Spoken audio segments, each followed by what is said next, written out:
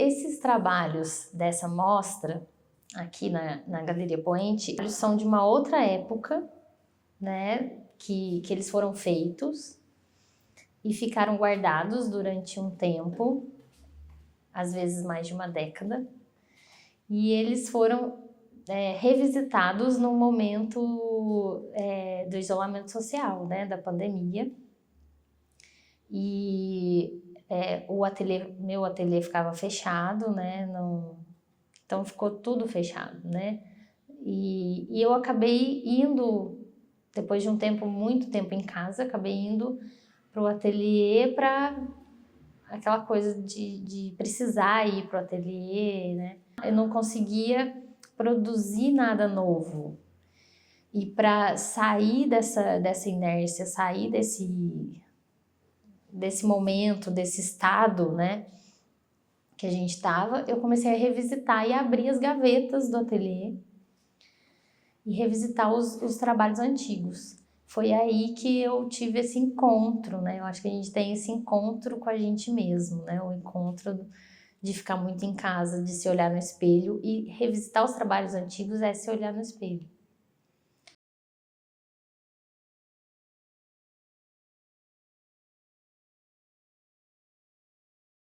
Então, esses trabalhos que são de uma outra época, de um outro momento, totalmente diferente, de uma outra pessoa, porque eu sinto que eu não sou aquela pessoa, e acabei retomando, revisitando, recriando e tomando os espaços vazios, né? Que a Célia fala tão bem no texto que ela escreveu, que representa muito o que aconteceu mesmo, que é preenchendo esses vazios, tanto dos trabalhos quanto meu vazio, né? Os meus vazios, né? Que são muitos. No abrir dessas gavetas, eu fui percebendo que cada gaveta era uma Lindsay, né? Cada gaveta era um momento do meu trabalho e da minha vida. Então, esses trabalhos que mostram um feto, um bebê, o coração, os órgãos, né, os ossos, foram feitos no momento em que o corpo sempre foi importante para mim. O habitar um corpo é sempre um assunto que foi muito importante para mim. E naquela época era esse sentido de habitar o corpo. Não porque eu não tinha o desejo de ser mãe, eu ainda não era mãe, não tinha sido mãe, eu era bem mais no sentido de pesquisa desse habitar um corpo mesmo. E que depois de retomado, nesse outro lugar que eu estou, dessa outro estado, nesse outro momento de já ter passado pela experiência da maternidade, da gravidez, do parto e tudo isso, eles acabaram tomando um outro sentido e florescendo, né? Então o que estava dentro, né, passa a ter vida exterior, né? É aquilo que é o nascimento mesmo, né? Passa a ter vida. Esses trabalhos também remetem aos ciclos da vida, né? Os ciclos, eu vejo muitos ciclos como evolução mesmo. Não é uma coisa do ciclo que ele acontece e acaba, né? Então ele encerra um ciclo, mas recomeça o outro. Então esse do nascimento, vida e morte, né? Sempre também foi eu acho que está muito ligada à questão de habitar um corpo e deshabitar o corpo, né? Um momento que você não está mais lá, né? E então eles têm muito essa relação com o nascer, viver e morrer, né? E como que a gente tem outros ciclos além desses na vida. Então esses ciclos, você se torna melhor depois que um ciclo termina e você começa o outro. Então, eu acredito que você se torna diferente e diferente daquilo que você já foi no ciclo anterior. Então, como que você evolui mesmo dentro desse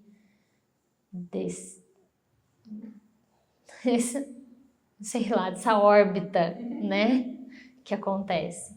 Essas mulheres representadas no trabalho, eu sempre escuto a pergunta se é um autorretrato ou se é uma autorrepresentação, mas não é nesse sentido. Eu acho que é mais um sentido de pensar o corpo sendo habitado e como você se relaciona com o próprio corpo, né? Quais são as estruturas que vão te balizar para você se pensar habitando esse corpo, né? E era numa fase em que a pesquisa inicial do mestrado era essa, né? Essa questão da magreza,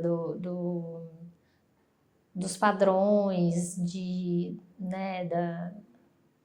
Da rejeição de alguma coisa que não seja, rejeição do diferente, sendo que todo mundo é diferente.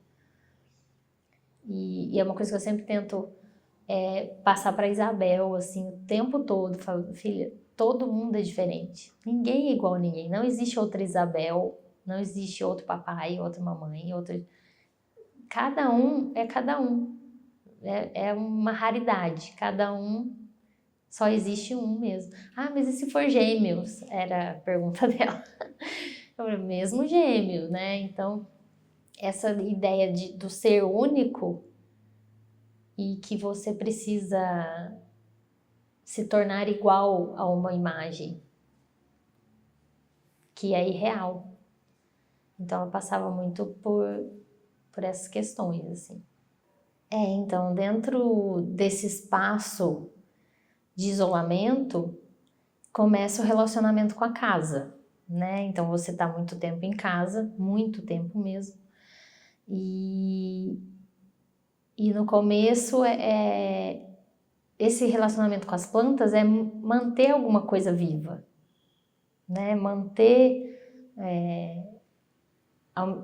Porque cuidar de plantas não é só você, né? Vai lá, coloca qualquer terra, qualquer substrato, qualquer água, né? Então tem uma ideia de manter a vida, né? Eu não sei dizer adeus para uma planta que morreu, sabe? É muito estranho. Eu falo, o que eu fiz errado? O que eu fiz errado que ela não sobreviveu, né? Então, quando para de cuidar, ela definha. Quando você para de olhar para ela definha. Então, você tem que estar olhando todo dia. Você tem que estar procurando, vendo se tem alguma coisa. Porque quando você tenta resolver no primeiro momento que acontece, que aparece alguma coisa, algum sinal de que ela não está bem, ela reage. Mas se você for deixando... Então, é muito dentro desse ciclo de vida, né? De morte, né? De sobrevivência. E aí entra essa vivência com a casa, com os ambientes da casa, com o espelho, com a privacidade, com o banheiro, né? Quando a gente convive com outras pessoas dentro da casa, o banheiro ele é o seu momento de privacidade, ele é o seu momento de você com você mesmo, né? Com seus pensamentos, com as suas questões, suas angústias, de elaborar isso, né? Então esse momento do banheiro é o momento do silêncio, né? O rosa, o cor-de-rosa, né? É muito essa questão traz a questão do feminino, traz as questões né, de gênero, de menino azul, menina rosa, E essa era uma das minhas preocupações, né? O que eu faço? Eu falo não pro Rosa? Tipo, para ser, né? Eu não quero essa conotação. E como que a gente, então, eu e Célia, a gente discutiu sobre isso, conversamos muito, do quanto a exposição vai falar de uma feminilidade, vai falar, porque acho que eu não posso fugir disso, né? Eu sou uma mulher, eu me tornei uma mulher, então isso vai aparecer nos trabalhos, né? Se expor não é expor somente os trabalhos, você se expõe também. Então, o quanto essa feminilidade está exposta de uma maneira que ela consiga dizer o que eu quero dizer, né? Consiga expor todas essas questões do feminino sem gritar.